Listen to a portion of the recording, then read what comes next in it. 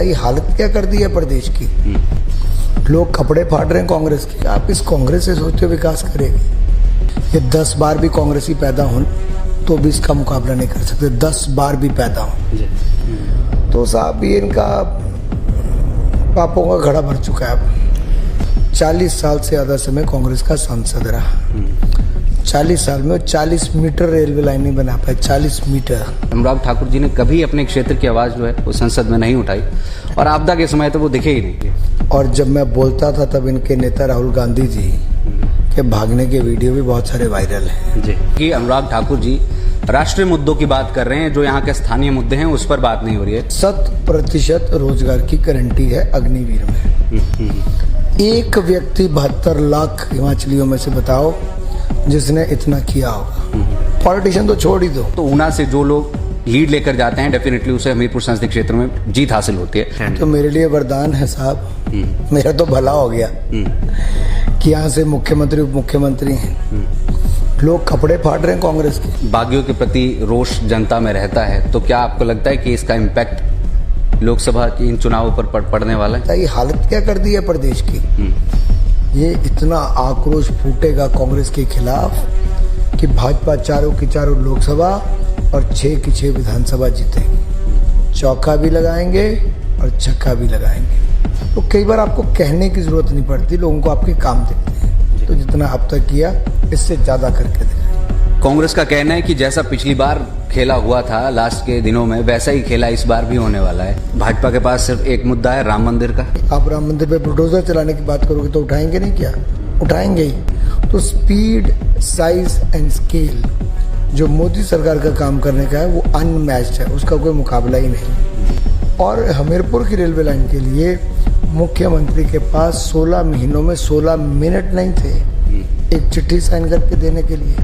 वो कह रहे हैं कि हमने 100 करोड़ दे दिया है। इनके पास 100 करोड़ होते तो कर्मचारियों को महंगाई भत्ता दे देते, महिलाओं को 1500 रुपये महीना देते। कमलारा बटन दबाना, भाई अनुराग का जो जिताना कने मोदी हरी सरकार जो बनाना। इस समय हम पहुंचे हैं हमीरपुर संसदीय क्षेत्र में, जहां पर भारतीय जनता पार्टी के सबसे मजबूत और सशक्त प्रत्याशियों में से एक केंद्रीय मंत्री अनुराग सिंह ठाकुर जी हमारे साथ मौजूद है। शाम का रात का वक्त हो चुका है, लेकिन प्रचार प्रसार जोरों शोरों से चला हुआ है।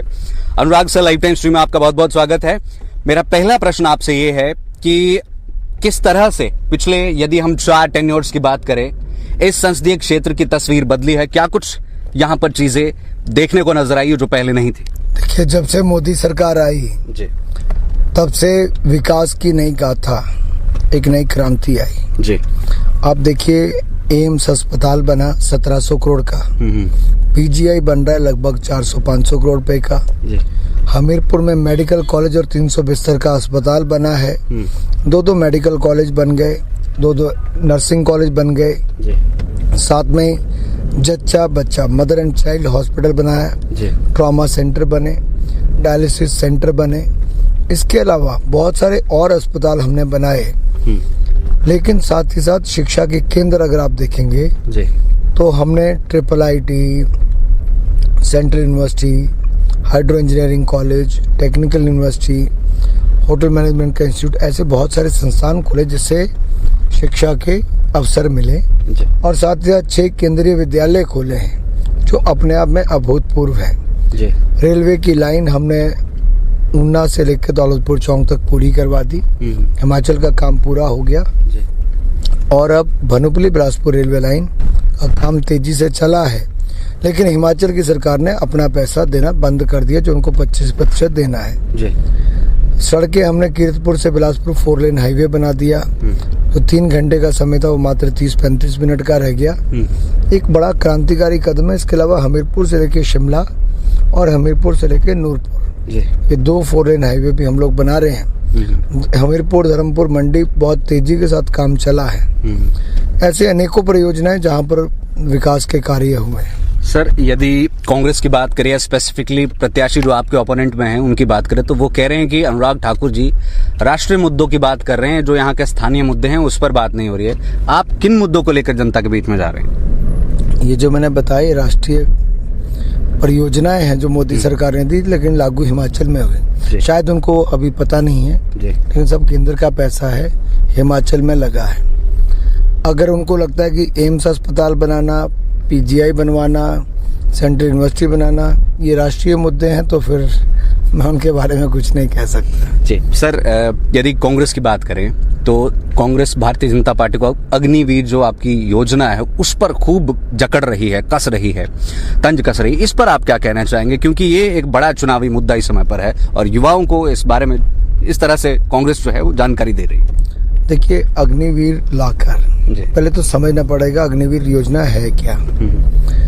अगर मान लीजिए 100 लोग सिलेक्ट हुए तो 100 के 100 पहले 4 साल सेना में अपनी सेवाएं देंगे।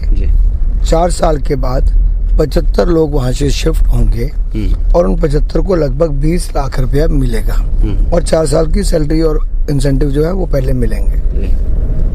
अब इन 75 का क्या होगा? ये 75 के 75 सेंट्रल आर्म्ड पुलिस फोर्सेस जैसे सीआरपीएफ, आईटीबीपी, बीएसएफ, ये सब केंद्रीय रिजर्व बल है, 12 टुकड़ियां, उनमें इनके लिए रिजर्वेशन होगी कि ये लोग वहाँ पे नौकरी पा सकते हैं और इनके लिए रिलैक्सेशन भी होगी। एज से लेके जो एजुकेशन क्वालिफिकेशन वगैरह उसमें सब में रिलैक्सेशन है। फिर इनके पास अवसर होगा जो राज्य की पुलिस फोर्सेस हैं, जैसे हमारी ही 18 राज्यों में सरकारें हैं भारतीय जनता पार्टी की, तो वहाँ पे उनको उसका लाभ मिलेगा।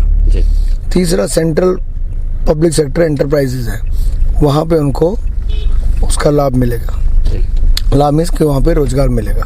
तो ये 100% रोजगार की गारंटी है अग्निवीर में। सर, यहाँ पर सवालों की बौछार एकदम आप पर लगा दी है, क्योंकि पिछले 4 बार से आप यहाँ पर रहे हैं। तो इस पर यदि हम रायजादा जी की बात करें तो उन्होंने कहा कि अनुराग ठाकुर जी ने कभी अपने क्षेत्र की आवाज जो है वो संसद में नहीं उठाई और आपदा के समय तो वो दिखे ही नहीं।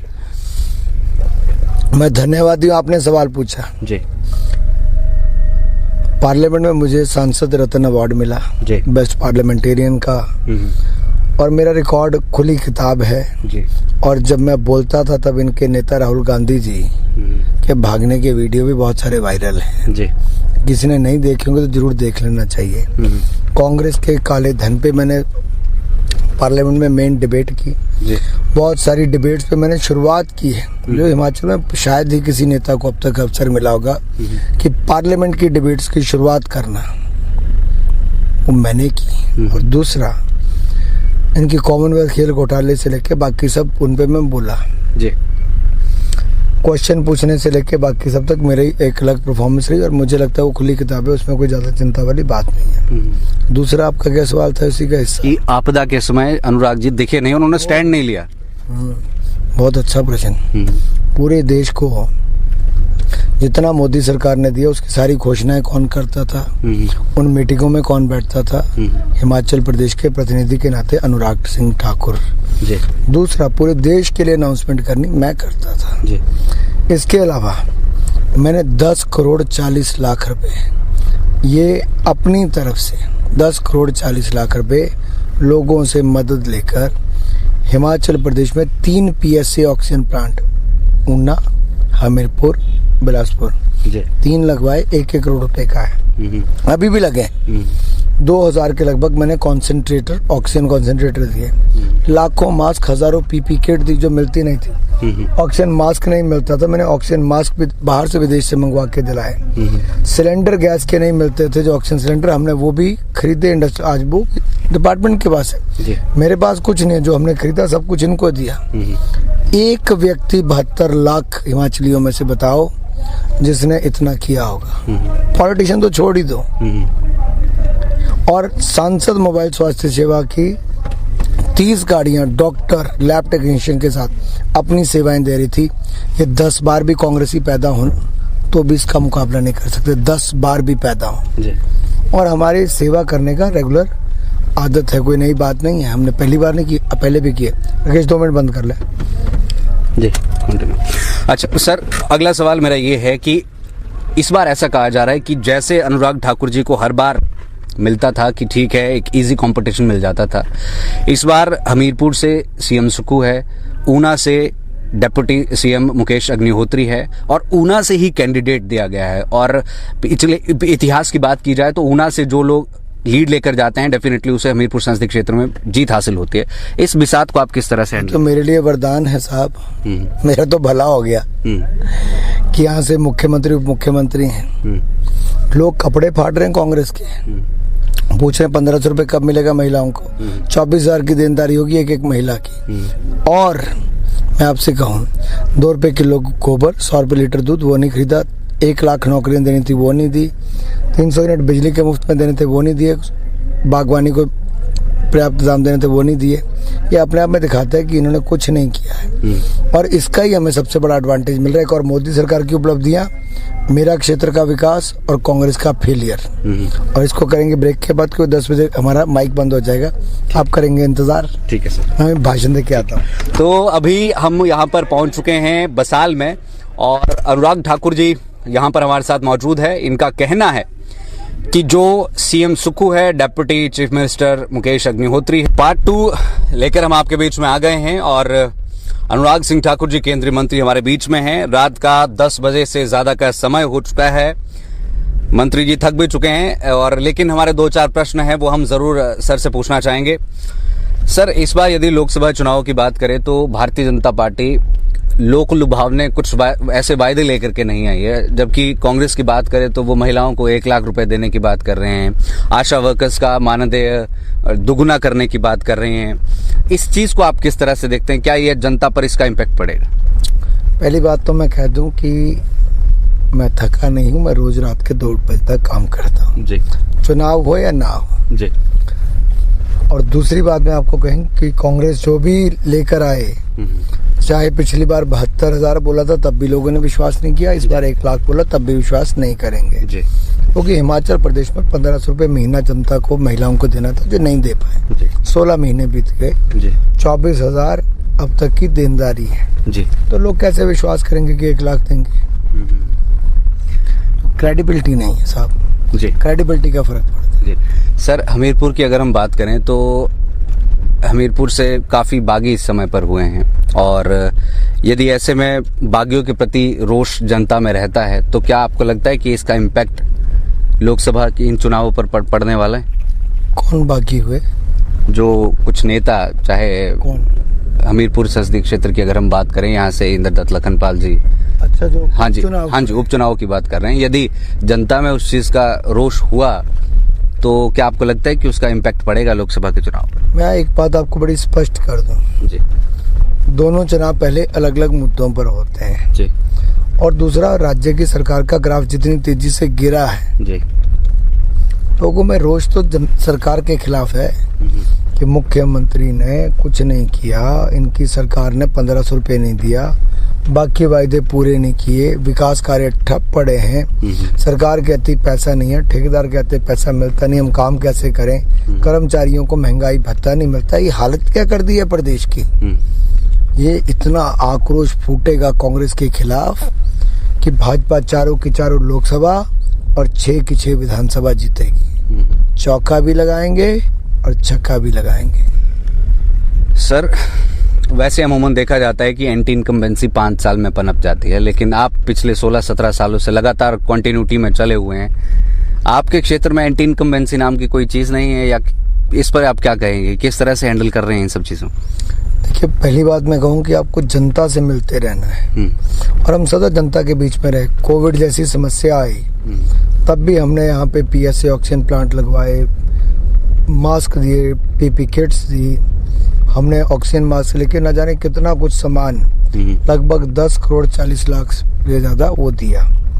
1 करोड़ रुपए मैंने अपनी सांसद निधि से दिया, तो 1 करोड़ सरकारी और 10.5 करोड़ के लगभग गैर सरकारी सामान जी।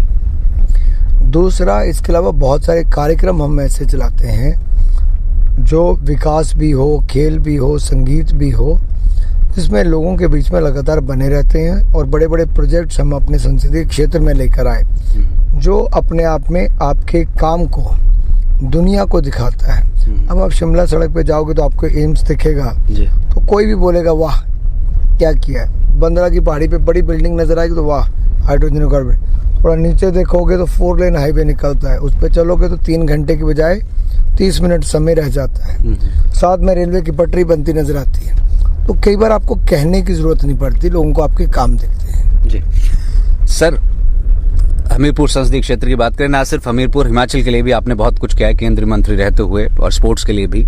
लेकिन अब यदि आप इन चुनावों में जीतते हैं तो अगले 5 साल में आपका क्या विजन रहेगा, क्या कुछ आप करना चाहेंगे, आपके मन में क्या कुछ चीजें? Sky is the limit. Modi सरकार में आप ये नहीं सोचते बस इतना ही करना है, आप ये सोचते हो इससे भी ज्यादा करना है। तो मेरे सदा मन में यही रहा कि इससे भी ज्यादा करना है, तो जितना अब तक किया इससे ज्यादा करके दिखाइए। जनता से कोई अपील सर? यही कहूंगा, हिमाचल वाले हो, मेरे पाओ बहनों, तो है हर बारी मेरा साथ देते, मुझे आशीर्वाद भी देते हैं। इस बारी भी कमलारा बटन दबाना, भाई अनुराग का जो जिताना, कहने मोदी वाली सरकार जो बनाना। जी, बहुत बहुत शुक्रिया बातचीत करने के लिए। तो ये थे हमारे साथ केंद्रीय मंत्री अनुराग ठाकुर जी, जो कि 4 बार तो इस संसदीय क्षेत्र से जीत करके संसद पहुंचे हैं, लेकिन 5वीं बार अभी यदि हम चुनाव की बात करें तो अब चंद दिन रह गए हैं और डिसाइड हो जाएगा कि कौन विजेता होगा, किस तरह से पूरी चीजें होंगी। चुनाव प्रचार प्रसार पूरा जोरों शोरों से चला हुआ है। अभी के लिए मैं मनोज ठाकुर लेना चाहूंगा आपसे इजाजत। देखते रहिए लाइफ टाइम्स टीवी, फॉर्चूनेस्ट बोरिंग। इस खास बातचीत पर साथ दिया सीनियर बड़ा जर्नलिस्ट अजय भाटिया जी ने। धन्यवाद। जय हिंद, जय भारत, जय हिमाचल। सर, एक और सवाल हमारे जहन में उठ कर सामने आ रहा है, क्योंकि आप अपना ये इलेक्शन तो लड़ ही रहे हैं, साथ में आप स्टार प्रचारक भी है। तो ऐसे में यदि हम रमेश धवाला जी की बात करें, वो पार्टी का जिस तरह से टिकट वितरण हुआ उससे वो खासे नाराज नजर आए, लेकिन बाद में उन्होंने कहा कि मैं अनुराग ठाकुर जी का सिपाही हूँ, मैं उनके लिए काम करूँगा। वीरेंद्र कंवर जी का भी कुछ ऐसा ही पॉइंट ऑफ व्यू नजर आया, उन्होंने भी यही कहा कि मैं उनका सिपाही हूँ, उनके लिए काम करूँ। और किशन कपूर जी की अगर हम बात करें तो उन्होंने भी ये कहा कि जो भी पार्टी ने किया ठीक नहीं किया, लेकिन हमारा बेटा भी जो है वो अनुराग ठाकुर जी की जीत के लिए उनके साथ डटा हुआ है।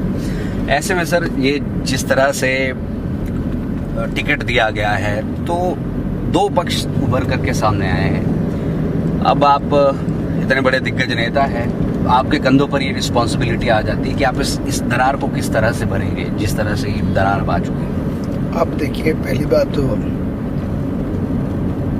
आपने पार्टी के कुछ वरिष्ठ नेताओं की बात की जो उन्होंने टिप्पणी की, मैंने सुनी नहीं, लेकिन फिर भी मैं रिस्पॉन्ड कर देता हूँ।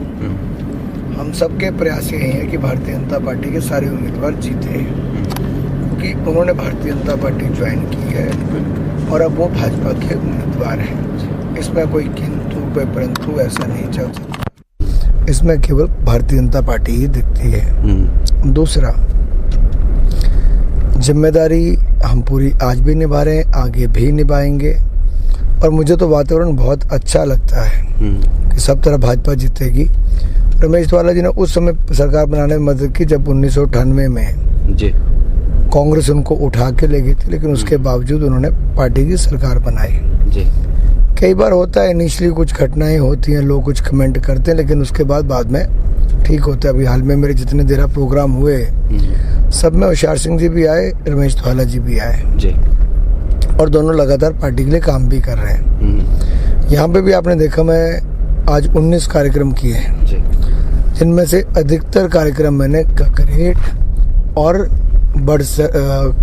कुटलाड में किए, ककरेट और कुटलाड में किए। क्यों किए?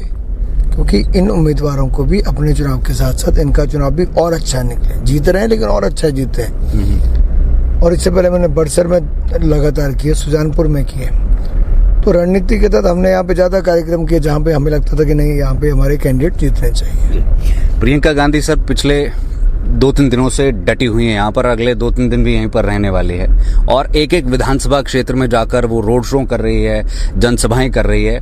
और कांग्रेस का कहना है कि जैसा पिछली बार खेला हुआ था लास्ट के दिनों में, वैसा ही खेला इस बार भी होने वाला है, और इस बार भी जो है वो उपचुनाव में भी हम जीतेंगे, और साथ ही में बदला जो है वो लिया जाएगा जो बागी हुए हैं लोकसभा के चुनाव। मैं 2 बातें कहूंगा जी। अगर कांग्रेस ने काम किया होता तो प्रियंका जी को इतनी मुशक्कत और मेहनत यहाँ नहीं करनी पड़ती। लेकिन क्या करें साहब, झूठे वायदे किए थे इन्होंने, और आज दर दर भटकना पड़ रहा है, दर दर हाथ मिलाने पैर रहे हैं। और ये केवल प्रियंका जी नहीं, स्वयं मुख्यमंत्री जी की धर्मपत्नी से लेके बाकी सब लोग लगे हैं। तो मैं एक तरह से कहूँगा कि ये कांग्रेस की मजबूरी होगी अब ये करना। लेकिन जनता सवाल पूछे कि भाई तो आपने वायदे किए थे, उनका क्या? उनका जवाब कोई नहीं साहब। तो देयर लॉस्ट क्रेडिबिलिटी। जब आप विश्वसनीयता खो देते हो तो फिर कुछ चलता नहीं। एक बार परसेप्शन बन गई कि नहीं कांग्रेस जाने वाली है, कुछ करती नहीं है, निकम्मी है, सरकार नहीं करती। कांग्रेस ने पिछली बार भी 72,000 रुपया कहा था कि हम देंगे, नहीं दिया। अब 1 लाख बोलेंगे तब भी लोग नहीं मानेंगे, क्यों 1500 ही नहीं दे पाते तो 1 लाख कहाँ से देंगे? तो साहब ये इनका पापों का घड़ा भर चुका है अब। सर यहाँ पर कांग्रेस जो सीधे तौर पर भाजपा को घेरती है वो ये है कि भाजपा के पास सिर्फ एक मुद्दा है राम मंदिर का, दूसरा है कि पाकिस्तान से हमें जोड़ देते हैं, और बस यही बातें इर्द गिर्द घूमती रहती है। जो विकास की बातें हैं या विजन है उसके बारे में डिस्कस नहीं किया जाता, जो वायदे किए गए थे उसके बारे में डिस्कस नहीं किया जाता। अगर आप मेरी जनसभा में नुक्कड़ मीटिंगों में आए होंगे तो आपने देखा होगा मेरा काम ही शुरुआत में ही मोदी सरकार की उपलब्धियां बताने का है, फिर अपने क्षेत्र की उपलब्धियां बताने का है, और उसके बाद जो कांग्रेस तुष्टीकरण की राजनीति कर रही है, हिंदुओं को अपमानित करती है, देश को बांटना चाहती है, टुकड़े टुकड़े गैंग को अपनी पार्टी में शामिल कराती है, तब हम उन मुद्दों पर आते हैं, क्योंकि वो मुद्दे भी महत्वपूर्ण हैं। आप देश को तोड़ने वाले और देश को मिटाने वाले ऐसे लोगों को पार्टी में शामिल कराओ तो क्या हम उठाएंगे नहीं? आप राम मंदिर पे बुलडोजर चलाने की बात करोगे तो उठाएंगे नहीं? क्या उठाएंगे ही। तो कांग्रेस हमारे विकास के सामने नहीं खड़ी होती। जो कांग्रेस ने 60 साल में किया उससे ज्यादा हमने 10 साल में किया है। और आपके चैनल के लिए बता दूं अगर आप चाहो तो 74 एयरपोर्ट थे 2014 में, आज 150 है। 96,000 किलोमीटर नेशनल हाईवे थे, आज 1.5 लाख किलोमीटर है। 3,20,000 किलोमीटर ग्रामीण सड़कें थी, आज 7,06,000 किलोमीटर है। जितनी रेलवे लाइन इलेक्ट्रीफाइड थी उससे दुगनी आज है। 5 शहरों में मेट्रो थी, आज 20 शहरों में मेट्रो है। 387 मेडिकल कॉलेज थे, आज 706 हैं। 740 यूनिवर्सिटी थी, आज 1,117 है। 16 IIT थे, आज 24 हैं। 12 IIM थे, आज 19 हैं। 387 मेडिकल कॉलेज 706 हो गए।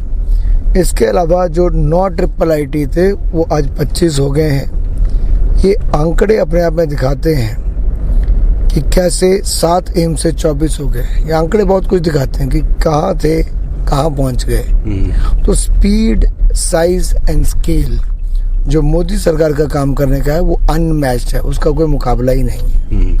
सर स्पीड से मुझे याद आया, एक लास्ट प्रश्न आपसे पूछना चाहूँगा।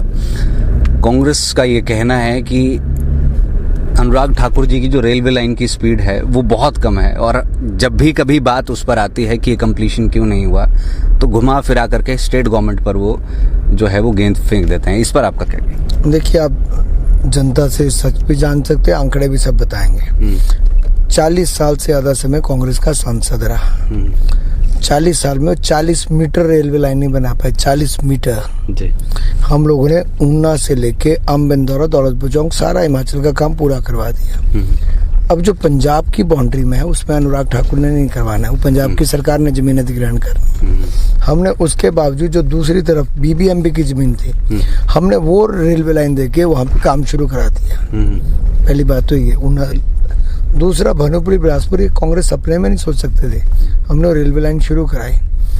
बिलासपुर तक रेलवे लाइन के पिलर खड़े हो गए। लेकिन जब से कांग्रेस की सरकार आई तब से इन्होंने जो हिमाचल का शेयर है 25% वो नहीं दिया।